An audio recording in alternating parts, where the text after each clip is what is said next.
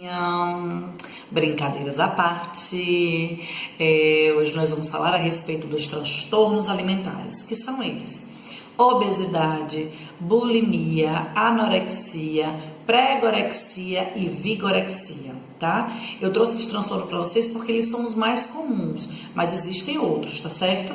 Mas hoje a gente vai tratar especificamente desses.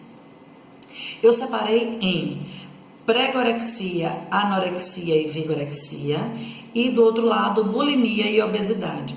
Por que eu separei dessa forma? Porque é como eles se configuram, é como se fosse a peça-chave para cada um deles. Então, na vigorexia, pré-gorexia e anorexia, prevalece uma disfunção na minha visão, é como se fosse uma alucinação. Eu olho para o espelho e não vejo especificamente aquele corpo que está ali. Eu vejo algo diferente, eu vejo algo aumentado. Então, existe uma alteração na minha percepção corporal. Já em relação à bulimia e à obesidade, o ponto-chave ou o ponto principal é em relação à compulsão. Então, são fatores diferentes, onde o tratamento também vai ser diferente por conta daquilo que prevalece entre esses 5 tipos de transtornos alimentares que eu trago para vocês, tá? A respeito de obesidade e bulimia, nos dois casos pode acontecer um ganho de peso. A diferença é que na obesidade esse ganho de peso ele é excessivo, né? Acontece um sobrepeso e aí a gente tem os graus. Para a bulimia, além de uma compulsão pelo alimento, pela comida, existe o ganho de peso também, mas é uma preocupação exagerada com o peso.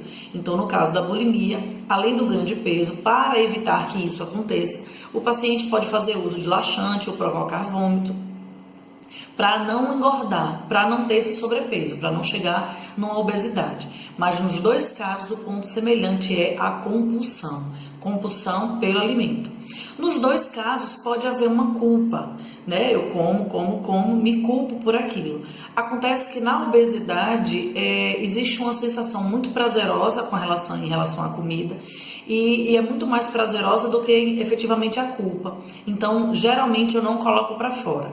Essa necessidade de colocar para fora, ela só acontece muito comum na bulimia, ok? Se aí pré-gorexia, existe o contrário da obesidade e bulimia, é uma perda excessiva de peso. A diferença entre a anorexia e a pré-gorexia é que na pré-gorexia existe uma gestação. Então a paciente geralmente ela é gestante e quando ela se olha no espelho, o volume abdominal que ela vê, ela percebe ele muito aumentado. Não só o volume abdominal, mas toda a sua estrutura corporal. Então, na anorexia também existe uma alteração na percepção corporal. Então, eu não vejo as coisas exatamente como elas são. A vigorexia acontece uma situação semelhante, só que é o contrário. O que é a vigorexia? Então, no caso da anorexia e pré-gorexia, é uma perda de peso excessiva. Então, o paciente se vê gordo quando, na verdade, ele está bem abaixo do peso. E na vigorexia acontece o processo inverso. Então, eu me olho no espelho e acho que eu estou menos do que o que realmente eu gostaria de estar. Só que, no caso da vigorexia, isso é muito ligado à minha estrutura física, de força. Então, eu vejo que eu sou franzino, que eu sou fraco, quando na verdade eu já estou forte. Então, é aquela obsessão, aquela visão exagerada da minha estrutura corporal. Então, os três se assemelham por esse motivo. Vão fazer uma alteração na minha percepção corporal. Isso é uma alucinação, tá, gente? Então, a diferença no tratamento é justamente isso. Na obesidade e bulimia, eu vou tratar a compulsão.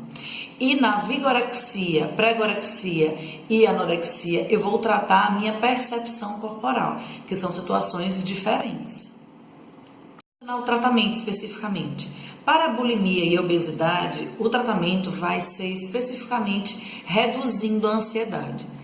Compulsão é uma ansiedade elevada, então eu vou fazer essa redução para que ele possa controlar não só o peso, mas controlar essa necessidade de comer absurdamente, de comer compulsivamente. Então eu preciso tratar especificamente isso.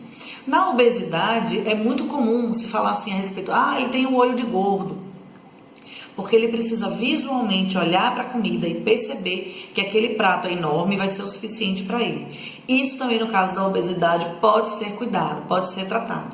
tá certo? Como? Tem algumas técnicas específicas de redução do prato, então você pode pegar um prato menor. Pratos grandes faz com que a gente coloque muita comida realmente, então vai diminuindo o tamanho do prato, e aí vai diminuindo, o prato continua cheio, porque você não vai colocar tanta comida, mas como o prato é menor visualmente, eu vou enganar os meus olhos para que eu veja, né, que tem muita comida ali naquele prato. Para a bulimia, eu vou tratar especificamente essa questão da compulsão, que é uma ansiedade muito elevada. Até porque existem alguns fatores genéticos que estão envolvidos também na questão da obesidade, mas na bulimia o mais específico é de fato a compulsão. E geralmente a compulsão não está só na alimentação. Pode estar uma compulsão por compras, pode estar uma compulsão em exercícios físicos. Então é como se o paciente não tivesse muito limite nessa questão da compulsão. É o exagerar compulsivamente, né? O exagerar sempre em tudo aquilo que ele quer fazer muito, porque pouco não é o suficiente. E a vigorexia, a gente geralmente utiliza uma equipe multidisciplinar, acompanhada por nutricionista ou nutrólogo, e no caso da vigorexia também o educador físico. Na anorexia, no primeiro momento não, porque existe uma necessidade de ganhar os nutrientes primeiro, diferente da vigorexia, que precisa do educador físico só para impor alguns limites na questão da atividade física, que ela é excessiva também. Na pregorexia, não é muito recomendado o uso de psicotrópicos, porque a paciente é gestante, ela está grávida. E o que é feito? Nos 3 casos, é feito um trabalho dentro da psicoterapia de trazer esse paciente para uma realidade, começando a perceber que ele possa tocar no seu próprio corpo, mesmo com os olhos fechados, para sentir o seu corpo, não só o visual dele, porque o olho está enganando, né, de acordo com o peso que ele está. Então, é necessário que seja feito um trabalho especificamente voltado para a sua percepção corporal. No caso da anorexia e vigorexia, o uso de medicamento vai ajudar bastante, e na pregorexia não. O que a gente faz também na pregorexia? Começa a trabalhar a questão do temporário, não só no volume abdominal, mas às vezes no próprio ganho de peso, que é necessário por conta do feto, tá? Então é trabalhado especificamente dessa forma.